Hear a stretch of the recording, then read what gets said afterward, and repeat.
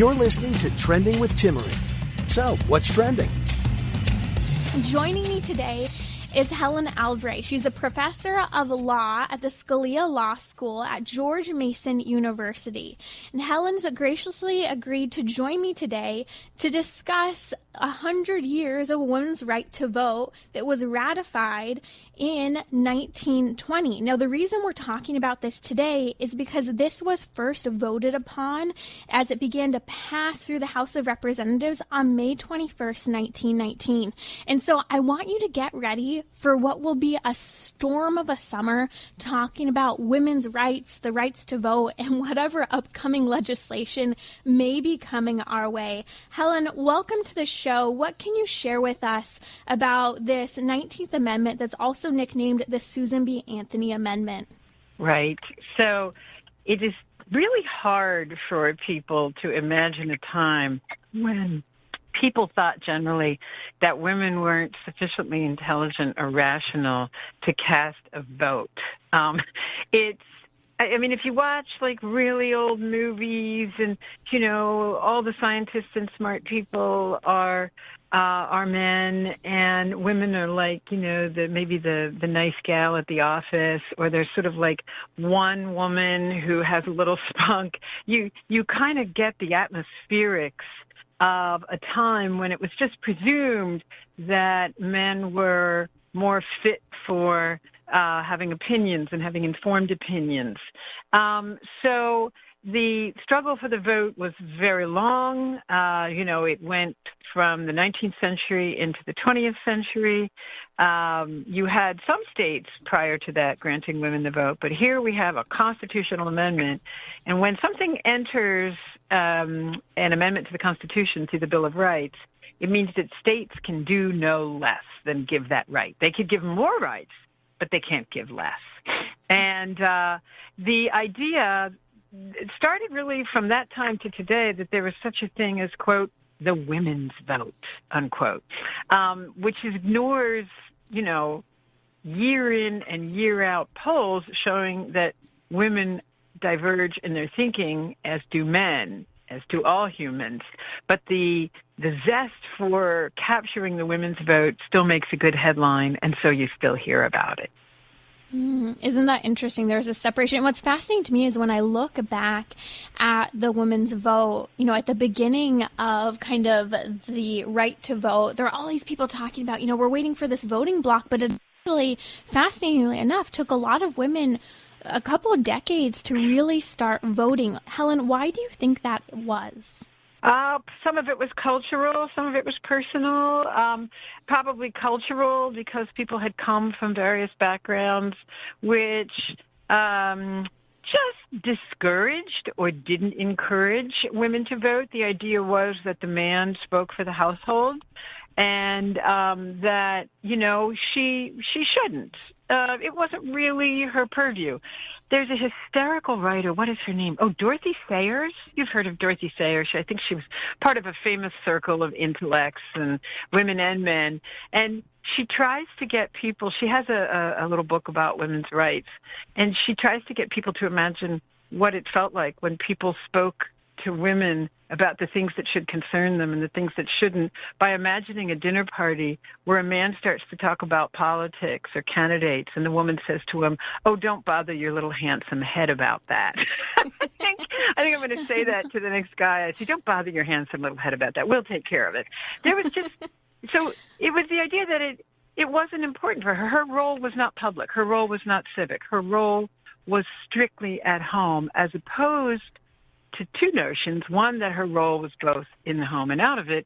And the other idea was that what she did in the home made her very fit and particularly well equipped to think about what society should be, and that she would have been a very, very informed voter about what ought to be. Right. That is Helen Alvare. She's a professor of law at the Scalia Law School at George Mason University. In fact, she has consulted both Pope Francis and Pope Benedict XVI during their papacies in the Pontifical Council for the Laity. You're listening to Trending with Timmerie. If you'd like to share with us your thoughts on the topic today, you can head over to relevantradio.com/trending and send us a message from there or get connected on social media. So one of the things that always fascinates me is that today's feminist movement tries to claim that they have been the pro-woman movement since the beginning, and they are the same woman as those who fought in the suffragist movement. Now, what's interesting to me is if you look, for example, at Susan B. Anthony, she is one of the early feminists, and like many of her comrades, she was incredibly pro-life, and one of the big things that they were advocating for and why they were advocating for the woman's right to vote was because they wanted to bring the female opinion and experience into voting and into the legislature because they experienced the family in a very different way than men did. Yes, that's a good way to put it, actually. The label of feminist has meant many different things over many different periods of time. It was very synonymous with being a suffragette during, the 19th and early 20th century. From the perspective of today, then in the 1960s and 70s, it began with regard to. It really wasn't what we think of it today, which is sort of abortion and contraception as a proxy for all of feminism. It was really about equal rights at work, equal rights to education, right to equal pay for equal work, and a certain valuing of women's intellect.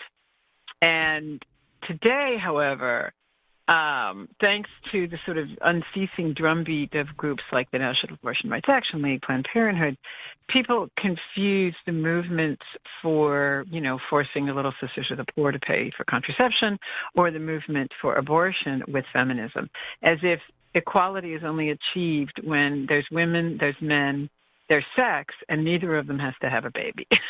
and by any means necessary, first contraception, and then when that fails, which it does so often, abortion. Mm-hmm. And it's sad because that second wave of feminism that you're talking about was basically what has taught women to the point today where we don't want you in the workforce or in academia. We want a male version of you in the world. And it's heartbreaking because this has confused so many women. So why do you think that today's version of feminists, who now fight for absolute equality, why have they lost track of what originally mattered most to the original feminists? My husband has an expression that America is an economy with a culture attached. And I actually would say that a large part of the reason is because in the end, it suited the economy. It suited business. It suited efficiency. It suited the way education operates. It suited the way manufacturing operates. It suited the way big offices operate. To have there's a scholar named Joan Williams calls the ideal childless male worker, whether it was a male or a female. And I think the reason is less.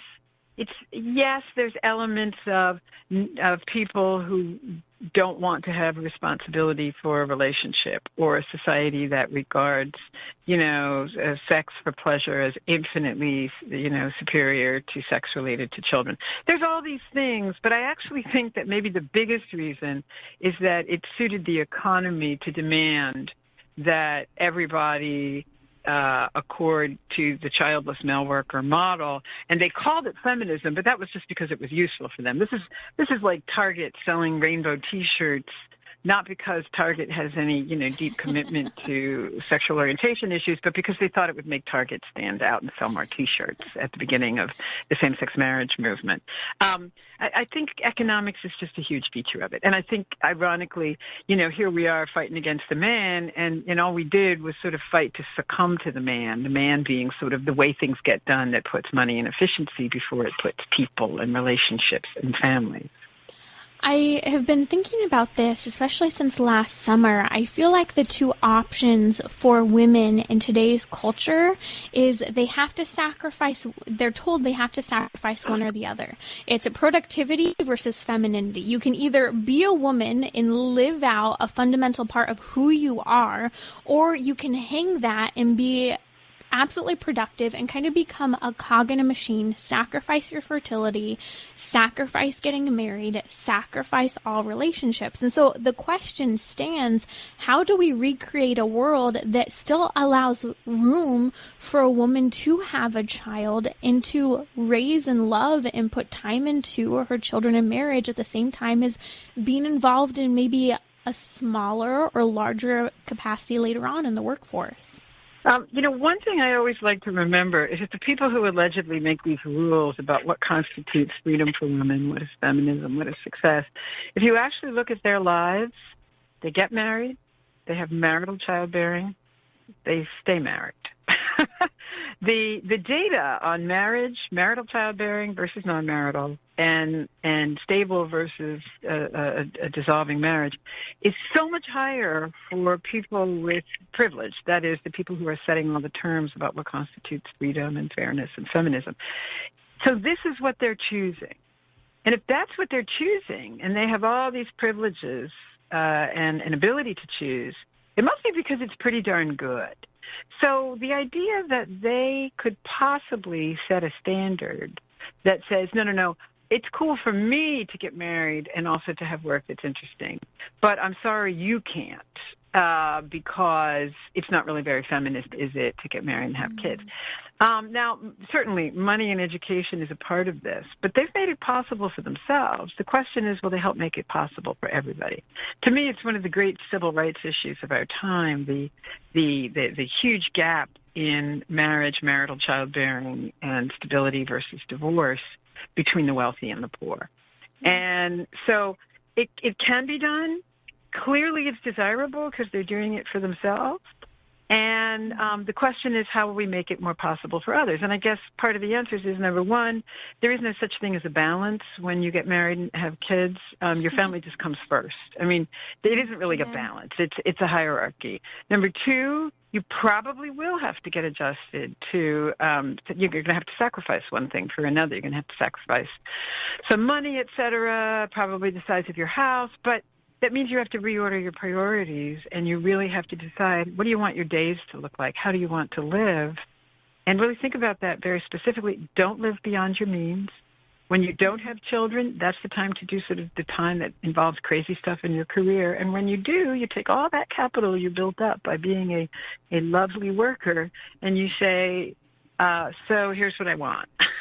If you can do that. And you really are going to have to make some economic and time choices. It's not going to be easy, but it also is far preferable to not having the opportunity to have that relationship, to have that stable marriage, to have those kids.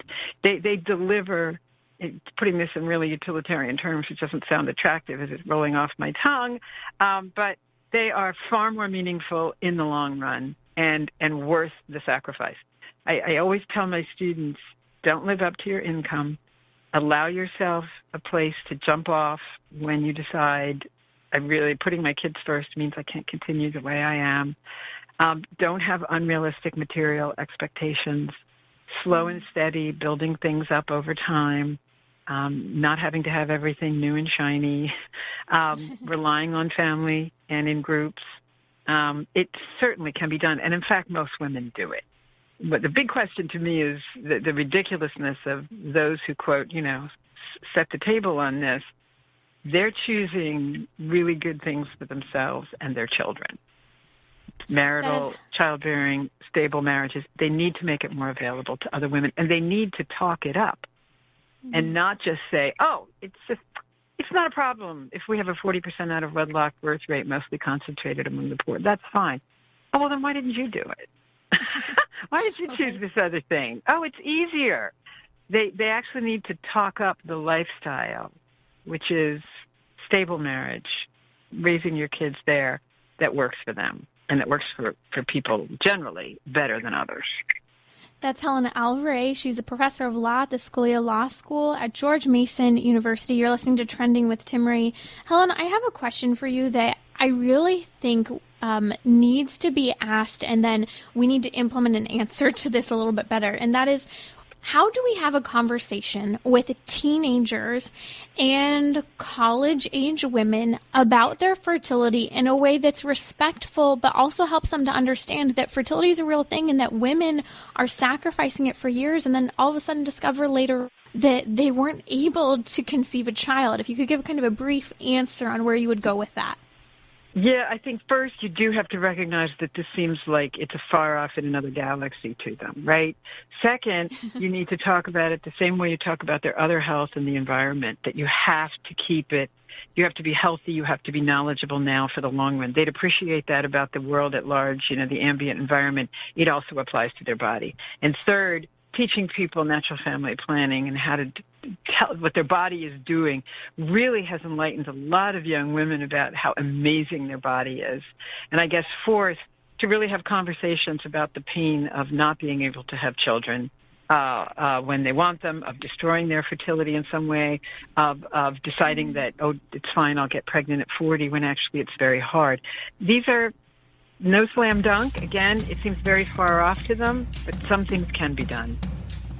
Absolutely. That's Helen Alvare. We'll be back in just a little bit. We'll be talking about the Equal Rights Amendment that you're hearing a little more buzz about again, especially with the new show on Hulu called Mrs. America. We'll be right back here on Trending.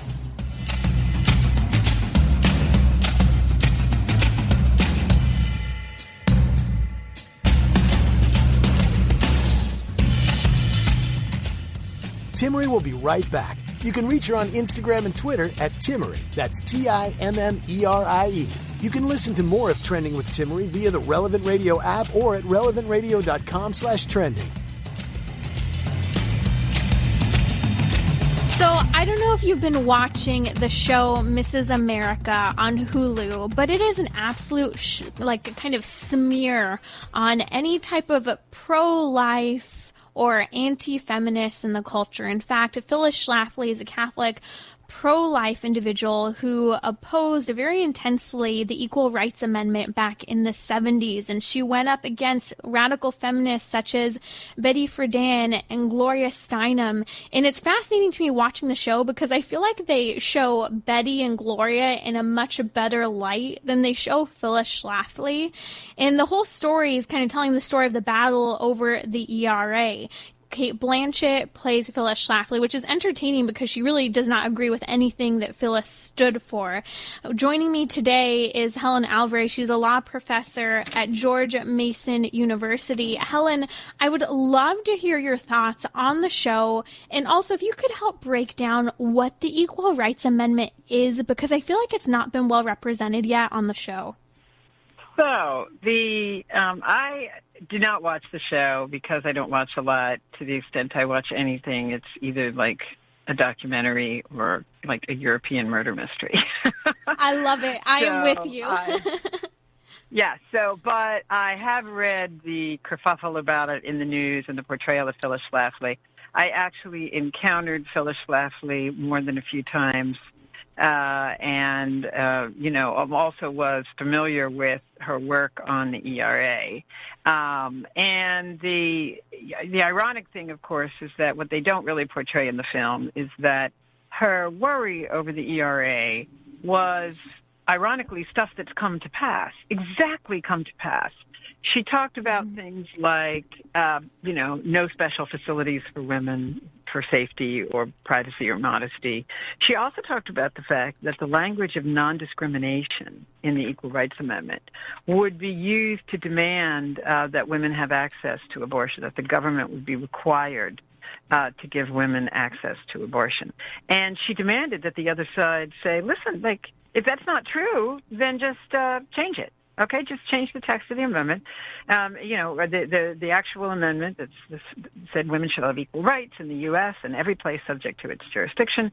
Equality of rights under the law shall not be denied or abridged by the U.S. or by any state on account of sex. Well, gee, it sounds like so wholesome and exactly what every woman would want. But she said, I think that you're going to start to interpret things like a hospital's refusal to perform abortion, or an employer's refusal to insure for it, or a doctor's refusal to perform it, as so associated with women that you're going to start calling it a sex-based discrimination. And that is exactly what has happened. In fact, discrimination on the basis of sex, just that word sex, which we know in the civil rights laws, for instance, of the 1960s, was meant to speak about male and female, has also been used, most particularly by the Obama administration, but also by a number of lower courts, to include sexual orientation and gender identity. Right. So everything she predicted that would come to pass has come to pass. And she said, listen, if I'm wrong and you will not use this amendment for those purposes, let's fix the words so that it doesn't cover what I fear you will use it for. And now, all these years later, they are using it for that. The Supreme Court, in fact, has a case in front of it right now. It's going to decide it in about a month, where a lower court was using the word sex to include transgender or sexual orientation. And if you have something in the Constitution that's written that generally, we all know what it meant in the 70s, but courts are willing to make it up as they go along if they get away with it. And so are the movements willing to say, oh, no, we never meant that. We meant this other thing. Phyllis Schlafly called them on it. They never satisfactorily answered it and they just said you're wrong, but they refused to prove it by changing the language of the law. And isn't it fascinating? Joining me is Helen Alvare, professor of law at George Mason University. And I'm fascinated by the fact that language that was meant to be used to protect, honor, and respect women, that exact language using the word sex in various documents is now being flipped instead to protect women to actually expose women to harm. For example, just in kind of the concern about private facilities for using the restroom and the safety of women being allowed to use the restroom without men entering into their private space. I mean, now it's exposing women to harm in a way that's just unfathomable to me. And it's also very problematic for religious liberty because a religious institution will say, hey, we're doing such and such because it doesn't conform with our religious identity or the person has engaged in an action. And they'll say, no, your refusal is sex discrimination, and you're not allowed to do that. And they'll say, no, we won't go along with an activity. Someone has entered into a same-sex marriage or someone has undertaken a transgender surgery, and our teachings will not go along with that. And they'll say, no, and so they say, what we're really doing is we have a problem with the conduct that a person has engaged in. The court says, well, we're not really going to make a distinction between status and conduct. We're just going to call what you're doing discrimination against a person based on their sex. In fact, that was one of the leading arguments. Justice Kennedy was sort of messy about it, as was his entire opinion in the same-sex marriage opinion in 2015. But one of the arguments was that a refusal to recognize same-sex marriage was discrimination on the basis of sex. That is, if a person wanted to marry someone of the opposite sex, he would say yes, but the same sex, no, sex discrimination. So the language has been used in such an infinitely malleable way, and a way that today is threatening religious freedom in a big way, especially of institutions vis-a-vis employment. It was going to be trouble. It's been trouble right now for girls' athletics. You see that in the news. You actually have some young women, I think it's in Connecticut, who are suing because they are no longer able to win competitions if there's a male in the competition who is running as a female. And all of this was presaged by Phyllis Schlafly's comments on the ERA. Now, it's interesting because as I've been watching Mrs. America, I think I'm only 3 or 4 episodes into it, they keep kind of using the draft, her opposition to the draft and things surrounding alimony as her main arguments. And they never give a full argument. They always reduce Phyllis and her movement to baking bread and wanting to be housemakers. And here's a highly intelligent woman, someone, in fact, who I imagine... a lawyer. Yes, a lawyer, and who many feminists would admire for having spoken up in many of the circumstances that she did. And so the fact that we get nothing about what the ERA was really about and what kind of some of those philosophies it has led to shows me that they are pushing yet again for some of the ratification of the ERA, which we've also seen passed again over the last couple of years. So can you speak a little bit to this new push? Go for it. Yeah, so the new push, well, there's some complicated legal claims in it. One of them is a question about what is the deadline for states to ratify the ERA. The 70s. States that, yes, right. And can states that had previously said no turn around and flip their vote to yes? So that was one question. And the other one is still that question about abortion. It's just fascinating how much abortion drives politics, candidates, judicial appointments, and constitutional amendments. There is, I think, a legitimate fear, from my lips to God's ears, that the current court understands that Roe versus Wade was an absolute out-of-thin-air invention of a non-textual but constitutional right to abortion, because 5 members of the court, well, in that opinion, it was more than that, said so. But the idea is if that Roe, and maybe even same-sex marriage, although I doubt that they will overturn that anytime soon, even though there's no constitutional basis for that either, if they overturned them, they would want another amendment where they could locate the abortion right in the Constitution, and they would use the ERA. If you actually look at what is it that women are so concerned about, what's the hair on fire question now? You have some concerns about whether women are still being paid equally for equal work. There's a big fight over whether men and women really do make the same for doing the same work. Most of the evidence is that generally they do. The gap between men and women is because women choose to take breaks in their work career to take care of domestic things, of children, and that is really the largest portion of the gap between men's and women's take-home income. So what's the big thing hanging in the air today? Well, if the abortion is threatened because of the membership of the court. And the ERA would be a way to, again, attempt to instantiate abortion into the Constitution without the word abortion appearing in the Constitution. Now, would this bring it into the individual state constitutions? What happens if something is in the federal Constitution, it means states cannot give any less rights. Yeah. States can do more. For instance, the federal Constitution doesn't give, protection to certain kinds of state birds or animals, right? But state constitutions can. They have to allow the abortion of human beings, but they can protect animals in a state constitution. Right. So this is them sidestepping in the event Roe v. Wade's overturned. Yes, and it would be federal, and it would trump every state law, every federal law, and every state constitution if they got it in, and they would undoubtedly be working to have it interpreted to protect abortion. Now, Helen, do you see any particular states to keep an eye on in the fight ahead for the ERA, especially as the ERA is kind of being re-explained right now through this show that's smearing? That's not in my area. I know in Virginia there's a kerfuffle about it because I teach there, and Virginia has recently gone from Republican to Democrat, and there's a big push for the ERA. So people can be aware of it. It's big in your local newspaper when it hits. Wonderful. Well, thank you so much for coming in and helping clarify, the Equal Rights Amendment and the lack of clarity that has been out there as people are, proving talking points, but not really discussing the real concern that it posed back in the 70s and have come true today. That is Helen Alvare. You can find her work at ssrn.com. We'll provide a link at relevantradio.com/trending in the archive.